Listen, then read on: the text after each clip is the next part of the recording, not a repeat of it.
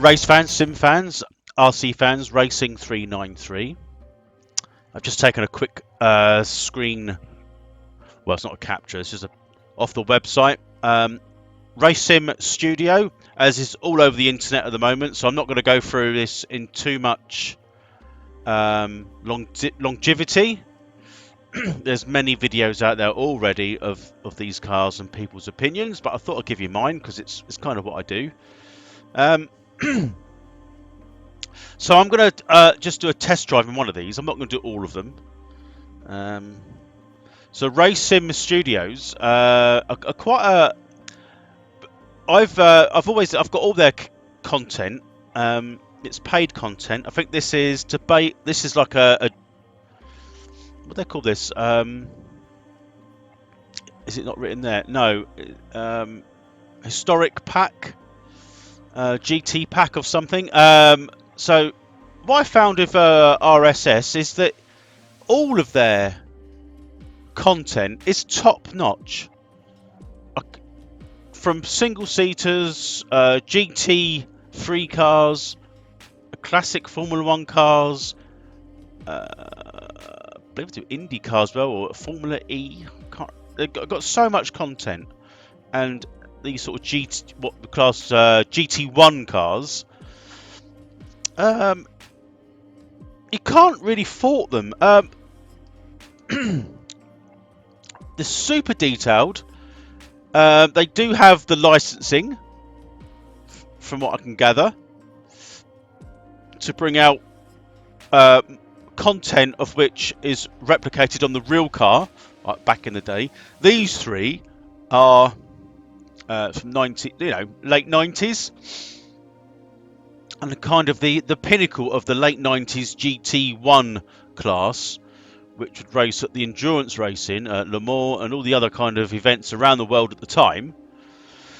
And this is a new pack. I don't know if I said it. £8.99, £8.99. Is it? I think it's in pounds. So it's probably going to cost you nearly $10 US. And I haven't driven any of these cars yet, so it's going to be interesting. And I think the one I'm going to pick is the one in the middle. Basically, it's a Ferrari-based model. Ferruccio. I don't even know if I said it right. The one at the end, Nissan, Nismo, and the one this side is like from Toyota Motorsport. So all much of a muchness, all competed against each other at various points in their sort of lives, I guess. But I suppose looking at those, the one nearest to you there on the picture, the Toyota, is kind of the one that I would ironically prefer to drive. But for the sake of the video, I'm just going to drive the middle one. Open cockpit, a Ferrari sounding car, I hope. Again, like I say, I've not actually driven any of these yet. So yeah, I'm looking forward to it. So you're going to pretty much see it based raw as I'm driving it for the very first time. I'll obviously get the car set up view-wise, the game running and everything on.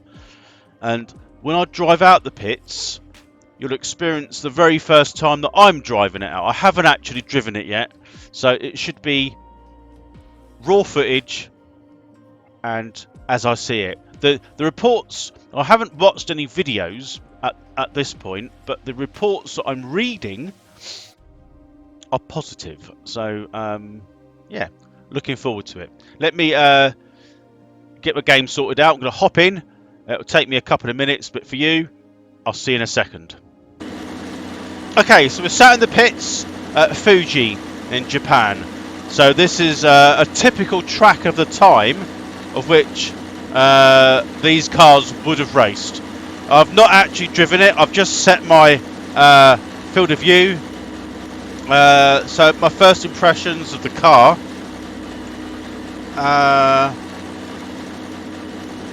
Yeah, they look really good. I think I might just have to adjust my seated position. Okay, so I've done that. It looks, from where I'm sat, a little bit better. Let's give it a go.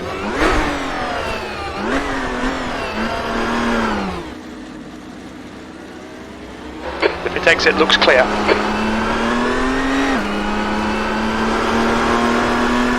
Cold tyres all round.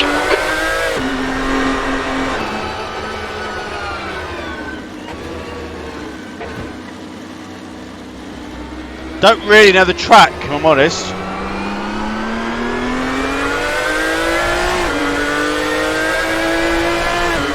Sequential change.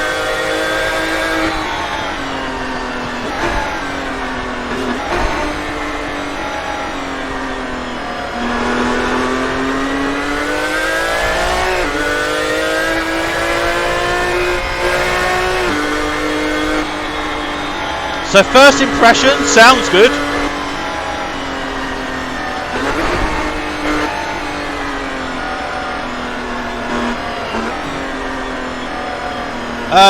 It's a V12.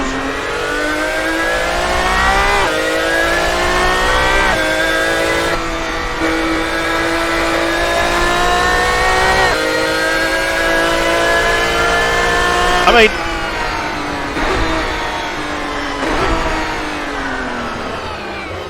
that's a tighter call than I realised. Very complex end of lap section of bends here, but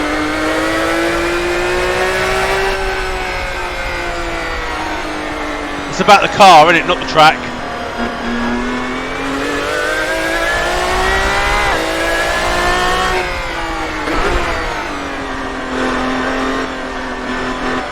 Nice long straight, so let's open it up.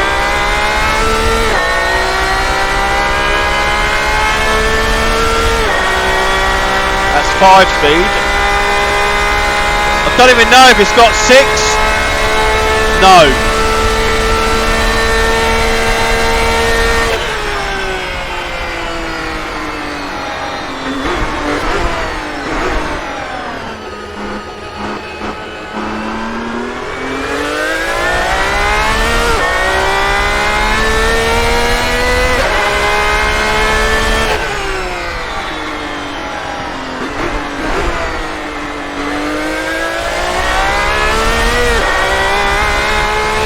Sounds really good, handles well.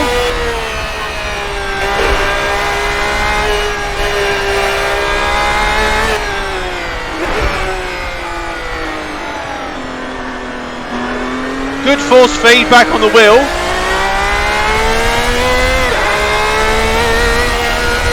Bumpy.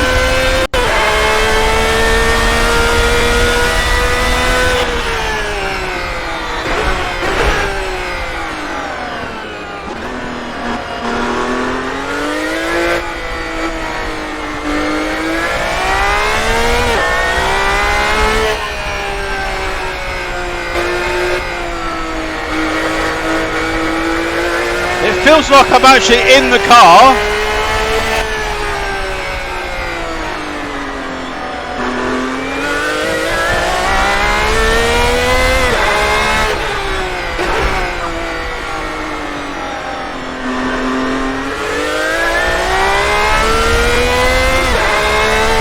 So, very impressed. If the other two cars are anything to go by, this one, you're in for a winner. That last lap was at 1:49.57.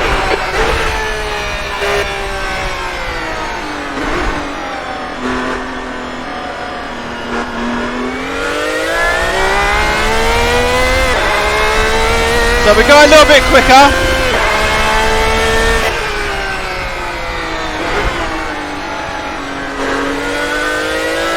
I don't really know the track that well. I have been round it.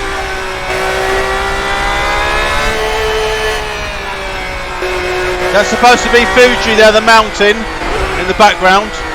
Up there. I think so. I could be wrong.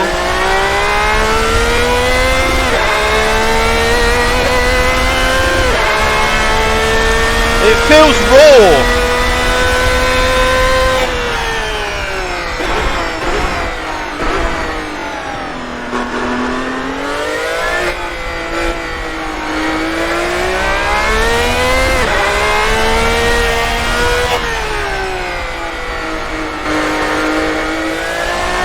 But it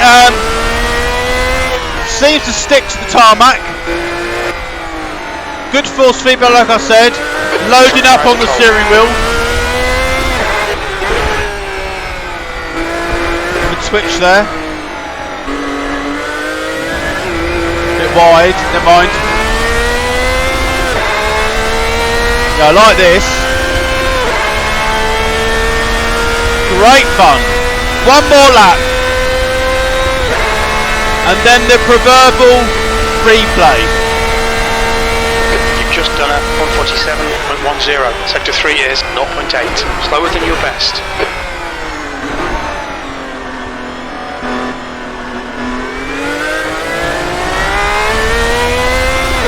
I'll try and push a bit harder.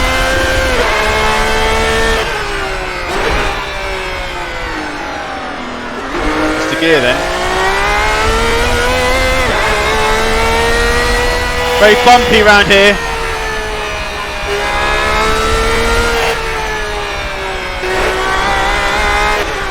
Sector 1 time is good.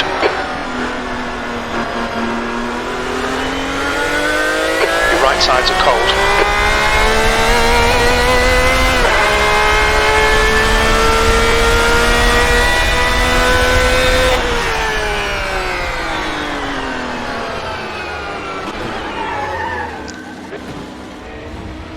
Shifter's not changing down gear for some reason.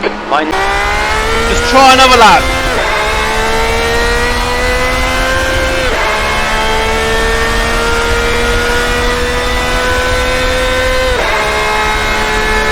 Sounds great in my ears. Nice speed.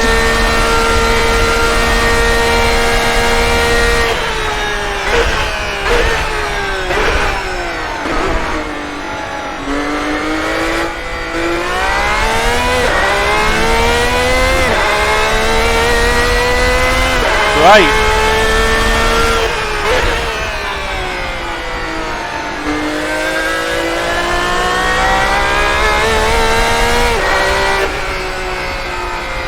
You can feel the car front and rear.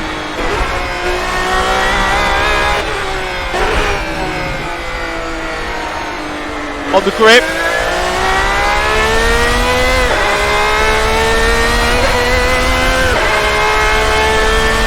Right.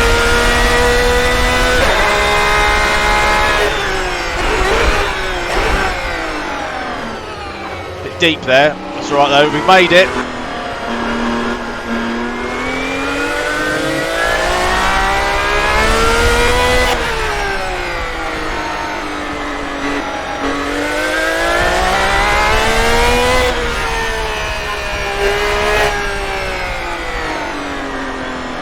Sector 2 time is okay. It's great with the You've got cold front tyres. the track IR helps you get the lines right on the corners. So that's a lap of Fuji.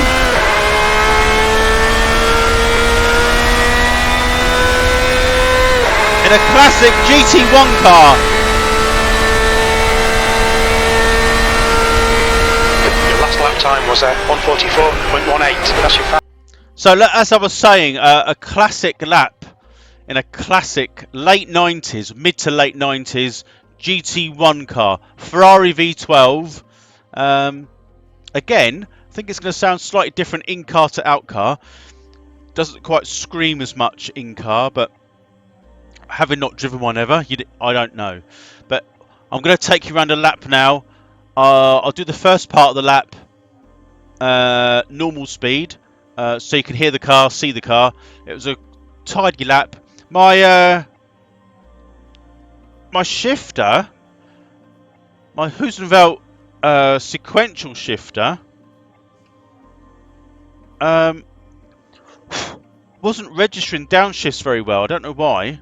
There's no reason it should do that, because I have tested it on other games and it works fine, but for some reason AC, I'm not so sure. Anyway, so I did swap to paddle shifts through that, but anyway, let's get the first part of the lap going. I'm probably going to use that camera angle and see how that works. Fantastic looking car.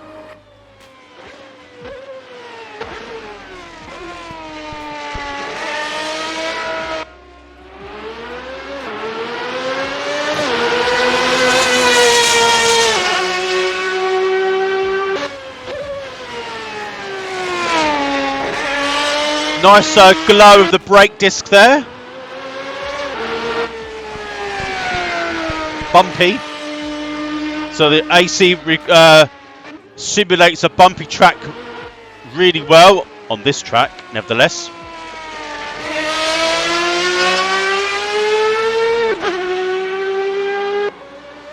They are. That's amazing. So there we go. I've just slowed it down a little bit, take the sound off, but that sounds incredible. So the final part of this track, for the track purpose, is very, very technical. And the track IR that I use, which are these things you can see on top of my headphones, so I can look into the corners and apexes, make a huge, huge difference. I think it doesn't quite portray quite on a video as to what I feel behind the wheel here, because I have my wheel in a position where, from my perspective, it looks right with the car and the field of view. You know, that's the way I race. I'm hoping that you get a very similar immersive effect when you watch the videos. But this car, I mean, I've picked this car because it's got Ferrari blood. And this track because it's kind of the track these guys would have raced at.